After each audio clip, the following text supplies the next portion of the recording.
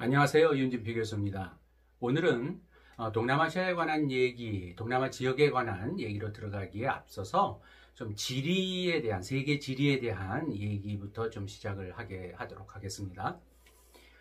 동남아시아도 분명히 전 지구 중에 한 지역을 얘기를 하는 개념인데요. 자, 우선 한번 우리가 생각하고 있는 전 지구를 한번 생각을 해 보십시오.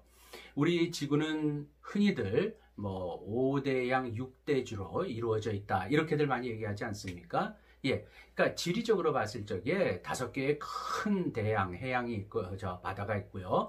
그 다음에 6개의 대륙이 있다, 이렇게 얘기를 합니다. 5대양, 즉 오션으로 불리는 5대양은 북태평양, 남태평양 2개, 이렇게 워낙 크니까 나눠지고 북대서양, 남대서양이 있고요. 그 다음에 이제 그 사이에 인도양이 있습니다. 이걸 이제 5대 양이라고 부르고요. 예, 지구의 거의 60% 이상은 바다가 차지하고 있다는 걸 이미 여러분들이 아실 테고요. 자, 그러면 땅입니다. 이 땅은 이제 6대 주로 이루어져 있다고 합니다. 우리가 살고 있는, 우리 한국이 위치하고 있는 것은 물론 아시아주라고 하는 건 여러분들이 잘 아실 거예요. 자, 아시아, 세계에서 가장 큰 대륙이죠. 자, 아시아가 있고요. 그 다음에 유럽이 있고요. 예, 그 다음에 유럽 아래 아프리카가 있고요. 그 다음에 건너와서 소위 아메리카 대륙인데, 아메리카 대륙도 이제 크게 북아메리카와 남아메리카 이렇게 나눠지고요. 자, 그러면 하나가 모자르죠? 그 하나가 바로 그 남태평양과 그 다음에 인도양 사이에 있는 오세아니아, 이제 호주가 주로 국가로서 그 호주가 거기를 차지하고 있는데, 오세아니아 대륙이 거기 존재를 합니다. 이렇게 해서 6대 대륙이 되는 것이죠. 물론 그거보다 훨씬 작은 그 밑으로는 섬들도 있고요. 그 다음에 소위 바다, 그러니까 오션이 아닌 또 시로 불리는 지중해라든지 북극해라든지 이런 바다들도 있지만은, 하여튼 5대양 6대주라고 하는 것이 우리 전 지구를 놓고 지리적으로 얘기를 할 적에 가장 큰 공간 개념으로서 그렇게 불리고 있습니다. 자, 여기서 우리가 이제 아세아 쪽 얘기를 조금 하기 전에요. 만약에 이거는 이제 지리적인 개념이고요. 즉 어떤 특정한 위치에 있는 그런 바다 또는 그런 땅, 이거를 얘기할 적에 쓰는 이제 지리적인 개념인데, 여기에 소위 사회 문화 플러스 역사적인 개념이 들어가고요. 그런 맥락과 또 역사적인 배경 같은, 총체적으로 얘기하면 하나의 문화적인, 어떻게 보면 정체성이라고 그럴까요? 그런 맥락들이 쭉 녹아 들어가면서 그런 지역, 이러한 5대양 6대주라는 지역, 지리적인 지역 개념이 조금 더 이제 세분화되죠. 또는 조금 더 다르게 불리기도 하고요. 자, 그래서 우리가 예를 들어서 이제 유럽 같은 경우에도 서유럽이 있고 중부 유럽이 있고 동유럽이 있고 이렇게 나눠서 볼 적에, 우리 아시아 같은 경우에도요. 예, 아시아 같은 경우에도 우리 한국에 있는 동북아시아, 그 다음에 제가 말씀드리고 싶은 태국이나 인도네시아가 있는 동남아시아도 있고요. 그 다음에 인도가 있는 또 남아시아도 있고요. 자, 이렇게 불렸을 적에, 이렇게 동북아시아다 또는 동남아시아다 또는 유럽의 또 뭐다 이렇게 불렸을 적에는 그 개념 자체가 지리적인 개념에 이제 플러스 사회 문화적인 또는 역사적인 맥락들이 하나의 그 지역을 하나의 단위로, 정체성을 갖는 하나의 단위로서 부를 수 있는 충분한 그러한 문화적인 어떤 배경들이 녹아 들어가 있다는 것이죠. 그래서 그렇게 저희들이 이제 또 세분해서 부르고요. 이것은 어떤 정해진 또는 하나만으로도 불리는 그런 건 아닙니다. 편의에 따라서, 어떤 목적에 따라서 또 여러 또 지역 개념들로 나뉘어져서 불립니다.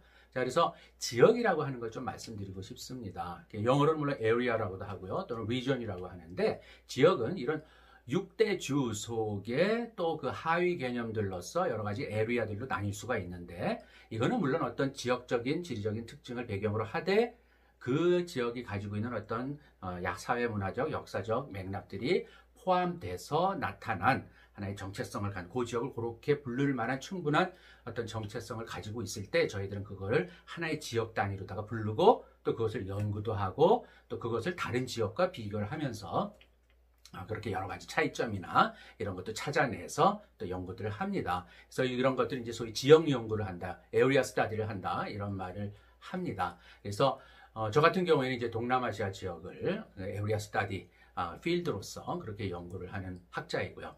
자, 그 아시아라는 지역으로다가 이제 그 아시아라는 대륙을 몇 개 지역으로 나누는 개념으로다가 좀 먼저 소개를 하겠습니다. 자, 아시아 대륙은요, 세계에서 가장 넓은 대륙이죠. 여러분들 혹시 아시아라는 말이 어디서 나왔는지 아십니까? 영어로는 뭐 아시아입니다. ASIA라고 쓰는 그 아시아인데 분명히 우리말은 아니죠. 그럼 아시아라는 말은요, 이 아시아의 어원에 대해서는 여러 가지 설들이 있기는 합니다. 그러나 가장 좀 통설로서 받아들이는 것이 있는데요. 그걸 소개해드리면은, 여러분, BC 4세기에 유럽에, 지금 발칸반도죠. 그러니까 유럽 땅입니다. 그 유럽에서 일어났었던 아주 큰 왕국이 하나 있었고, 그걸 대표하는 대왕이 있었고요. 이 사람이 이제 지금의 터키나 시리아 이런 쪽으로 그 영토를 확장하면서 오랜 기간은 아니지만 BC 4세기 중반에 큰 제국을 세웠던 경험이 있습니다. 이게 바로 알렉산더 대왕. 알렉산더 대왕 많이 들어보셨을 거예요. 그래서 이 알렉산더 대왕은 바로 마케도니아 출신의 왕으로서 바로 지금은 물론 뭐 터키나 시리아나 또는 뭐 이란이 있고 넓게는 인도 땅까지 도착을 했다고 하는데 그 지역까지 짧은 시간 내에 굉장히 큰 영토를 차지하는 왕국을 건설을 했었죠. 이게 알렉산더 대왕의 제국이었는데 이때 마케도니아 말로, 그러니까 알렉산더 대왕의 그 마케도니아 말로 이 지역을 아수바라고 불렸다고 합니다. 아수바. 아수바라고 하는 건 마케도니아 말로 그야말로 유럽에서 건너가서 보니까 물론 짐작을 하고 있었지만 굉장히 넓은 땅이죠. 그래서 매우 넓은 땅이라는 의미로서 아수바라고 불렀고요. 이 아수바라고 하는 것이 결국 나중에 이것이 에이샤라고 하는 말로 이렇게 어원이 돼서 발전을 했다고 해요. 이것이 이제 많이 받아들여지는 하나의 이제 통설이고요. 그래서 이런 말 그대로 이 아수바에서 유래된 아시아라는 말이 세계 6대 중에서 가장 큰 대륙을 지금도 역시 부르고 있는 명칭입니다. 자, 아시아라고 하는 것은요, 아시아라고 하는 것은 몇 개의 지역으로 나눠서 많이 보는데요. 여러 무슨 아시아 하면서 많이 불리는 어떤 편의적으로 또는 분야에 따라서 또 많이 또 나눠서 불리는 이름들이 있었습니다. 그런데 요즘에 와서 좀 정치적인 의미 또 사회문화적인 의미까지 이제 포함을 시켜서 좀 정착되어 있는 이 아시아를 나누는 개념이 있는데요. 몇 개 지역으로 크게 두 개로 나눠집니다. 하나가 동아시아, 또 하나가 남아시아입니다. 말 그대로 이스트 에이시아, 그 다음에 사우스 에이시아입니다. 그럼 이스트 에이시아는 뭐냐? 이게 다시 두 개로 나눠지거든요. 그쪽에 이스트 에이시아의 북쪽에 있는 것이 바로 동북아시아. 그 다음에 이스트 아시아의 남쪽에 있는 것이 바로 동남아시아가 되는 것이죠. 그래서 이 이스트 에이시아라고 하는 것은 바다로 보게 되면은 태평양의 서쪽에 면하고 있는 아시아 대륙을 북에서부터 남으로 쭉 있는 지역들을 하나로 모아서 부를 적에 동아시아라고 부르고요. 그 다음에 인도양 쪽으로 이제 서쪽으로 넘어왔을 적에 바로 중심되는 것이 바로 이제 인도 대륙이지 않습니까? 그 인도를 중심으로 해서 부르는 명칭이 남아시아가 있습니다. 사우스 아시아입니다. 아직도 여기는 서남아시아다 이렇게들 많이 부르긴 하지만 그냥 편하게 여기는 이제 쉽게 이제 사우스 아시아라는 말로 거의 많이 통칭이 됩니다. 그래서 이 인도는 옆에 있는 파키스탄, 그 다음에 그 좀 위에 있는 아프가니스탄, 그 다음에 이제 동쪽으로는 네팔, 부탄, 그 다음에 바다 쪽으로는 스리랑카, 몰디브, 여기까지 방글라데시 이렇게 포함을 하는 것을 사우스 아시아라고 하죠.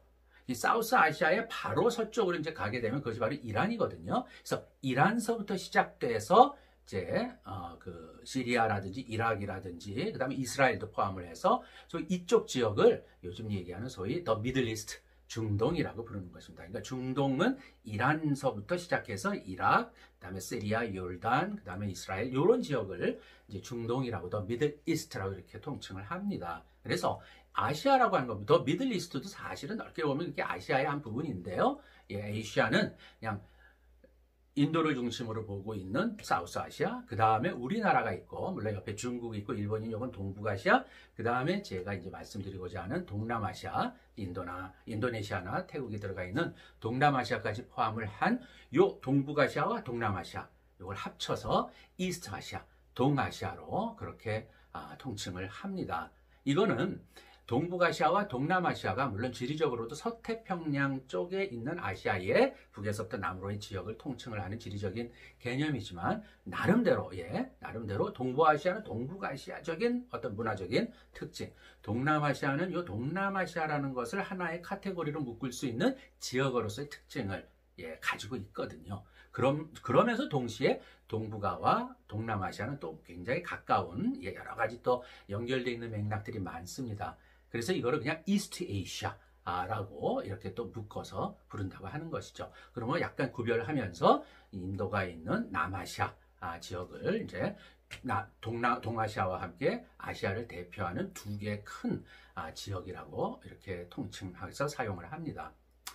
요즘에 와서는 추가로 하나만 말씀드리면은 이제 그 카자흐스탄이라든지 키르기스탄이라든지 그다음에 우즈베키스탄이라든지 이렇게 소위 아시아 대륙의 아주 한복판에 있는 지역이 있죠. 과거에 소련의 연방에 소속해 있었던 것들이 독립을 하면서 그 지역에 있는 5개의 나라들, 스탄자로 끝나는 나라들을 이제 중앙아시아라고 이렇게 좀 이제 별도로 이제 부르는 그런 추세는 시작이 됐습니다. 그러나 지역의 중요성 또는 크기 이런 걸 봐서는 역시 아시아는 한국과 중국, 일본이 있는 동북아, 그 다음에 싱가포르라든지 말레이시아, 베트남, 인도네시아, 필리핀이 있는 동남아시아, 이렇게 또 두 지역이 합쳐져서 동아시아.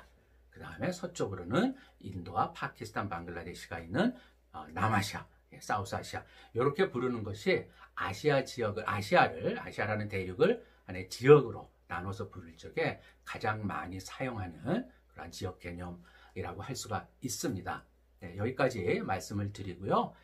다음번에는 바로 이제 동남아시아라는 그 지역이 가지고 있는 특징과 그다음에 동남아시아를 왜 동남아시아로 불러야 수가 있는지에 대한 이야기를 해드리도록 하겠습니다. 오늘은 여기에서 끝내도록 하겠습니다. 감사합니다.